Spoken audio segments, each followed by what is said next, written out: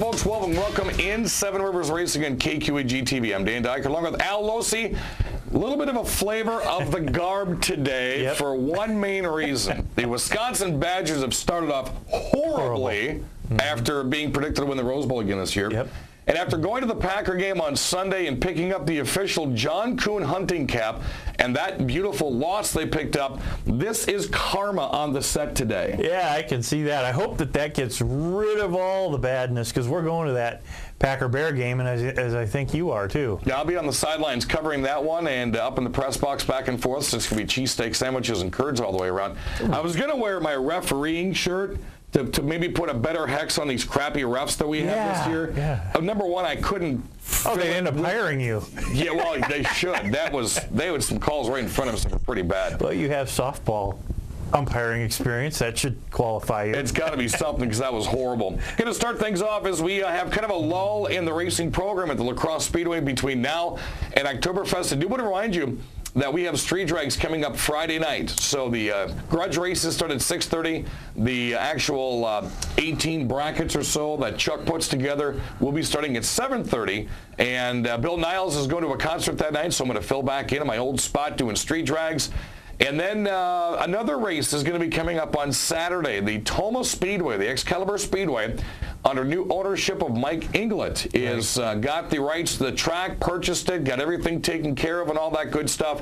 Sportsmen, Thunderstocks, and Hornets, maybe some Outlaws and late models are all being invited out. It's going to be a pretty reasonable show. It's going to be pretty much free grandstand.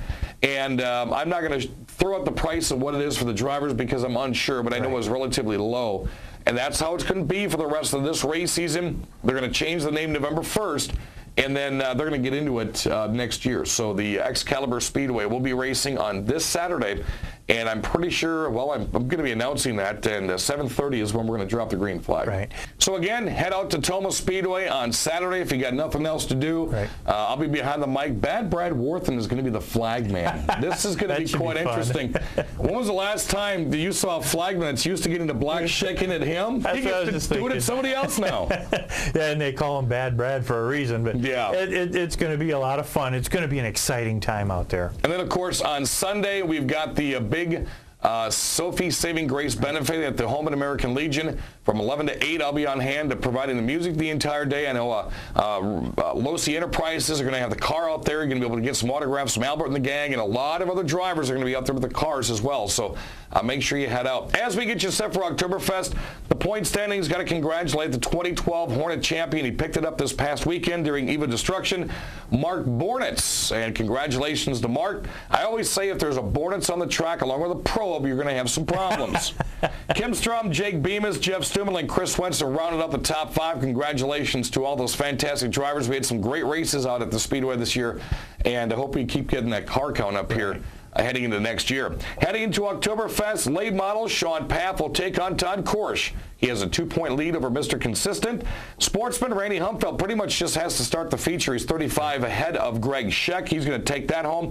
Thunderstocks, Dakota Miller, only a 5-point lead over Tom Lethe heading into Oktoberfest. Outlaws, Jerry Ellsworth is undefeated on the year. Qualifications, heats, and feature wins. Let's see if anybody can knock off Ellsworth. Tim Steinhoff is 26 back.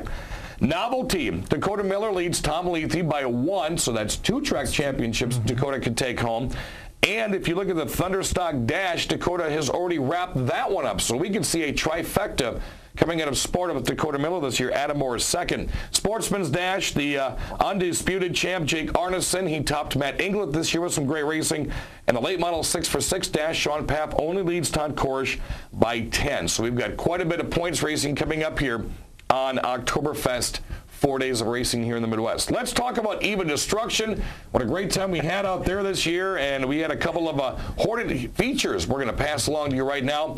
And one of those, of course, it was interesting to see Matt Inglet, sportsman driver, involved in a much smaller car. A lot smaller car, but you know, they just have so much fun out there.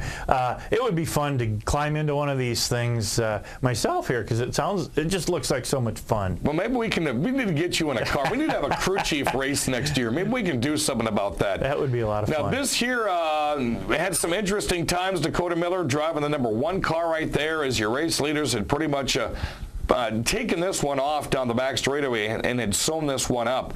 Of course, we had so many cars, we had to have 2 features.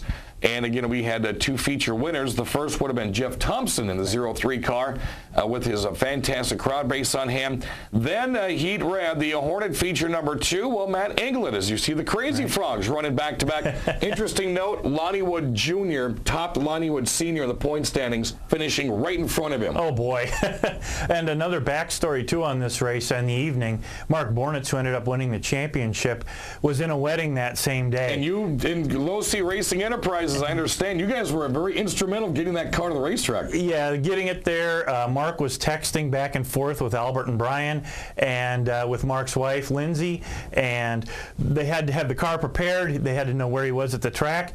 We actually had to line the car up for the feature for him so that he could come and climb in. He didn't even have time to take off his vest. That. He was wearing the cummerbund and the vest and the whole wedding garb, and he apologized to his brother getting married. He had to drop out of the reception a couple of times, but you know when there's a track championship on the line and you're a racer, those things are going to kind of happen. It was Mark's mom who made sure he got to the track.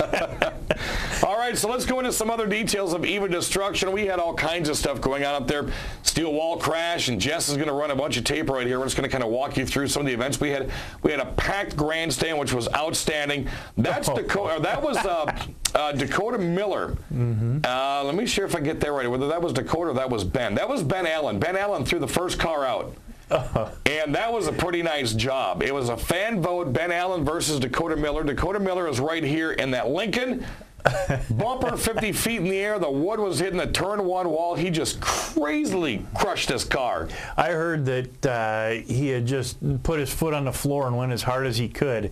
Generally, some of the guys back off a little bit. He didn't. That was incredible. And that car was even tough for the monster trucks to crush later on in the night. So next time Chuck gets a car like that, I like to have it.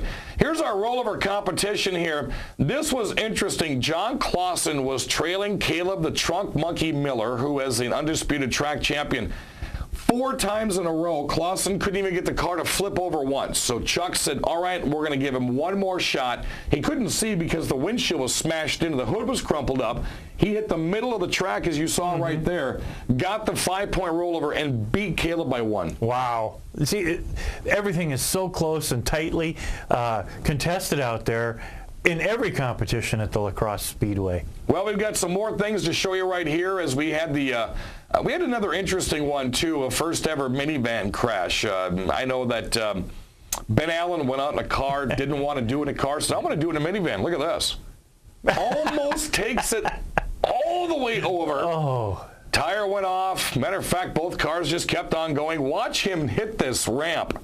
Oh. First time ever in a minivan. Didn't quite get enough air to get up on the roof of the 2 cars. Well, he made one pass and didn't like it, so they had to put a board down to make it a better ramp, so he actually got a better lift, which obviously he got a better lift. Ben Allen is just amazing when it comes to being one of our stuntsmen at the La Crosse Speedway. Next up, we had Green Mama jet car. We had monster trucks. We had a lot of mayhem out there. They even took an airbag and blew up a chocolate cake, which I had to eat some of that before we go on. Let's see some more tape from even had the trailer race out there as well from this past weekend. And it had some very interesting things. Green Mama jet car powered by Doug Jones out of Florida. It's melted down a car from top to bottom, lighting up the back speedway. We do want to give some credit, though. Our monster truck drivers were Jim Burns and Ryan Rice, did a nice job. Lafayette, Illinois, and Rockford, Illinois being represented. Chris Nealon won the almighty trailer race, kept Scooby-Doo on board.